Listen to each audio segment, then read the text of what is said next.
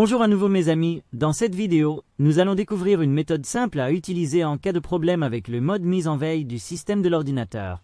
Dans ce cas, soit l'ordinateur se met en veille automatiquement et sans raison apparente, soit lorsqu'on essaie de l'éteindre de cette manière, il entre en veille, et lorsque vous tentez de le rallumer, il ne répond plus, même en appuyant sur les touches du clavier ou sur le bouton d'alimentation.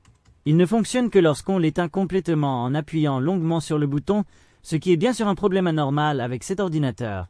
Maintenant, pour le premier problème où la mise en veille se déclenche automatiquement et de manière répétée, bien sûr, cela peut être résolu à partir des paramètres de Windows, en allant dans les paramètres de la batterie, puis en choisissant l'option alimentation et mise en veille, et enfin en sélectionnant jamais dans tous ces choix. J'ai ainsi résolu uniquement le premier problème qui concerne l'activation automatique de la mise en veille. Cependant, lorsque vous fermez l'écran de l'ordinateur, le même problème se produira.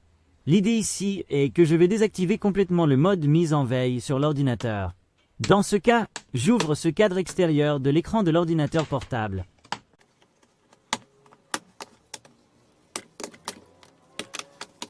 Il y a ici une petite pièce en métal qui est en réalité un petit aimant permettant au capteur de la carte mère de détecter que l'écran est fermé, puis d'éteindre automatiquement l'écran. Bien sûr, le but de ce système est de préserver l'énergie lorsque l'ordinateur n'est pas utilisé. Mais comme l'ordinateur a un dysfonctionnement, on peut désactiver ce système en retirant le petit aimant. Observez comment il adhère au métal. Ensuite, vous pouvez remettre le cadre en plastique à sa place très facilement.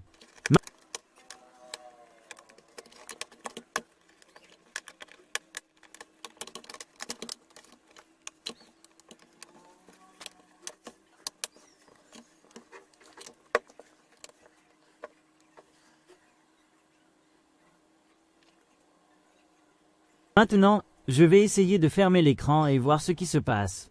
Comme vous pouvez le voir, l'écran de l'ordinateur fonctionne toujours.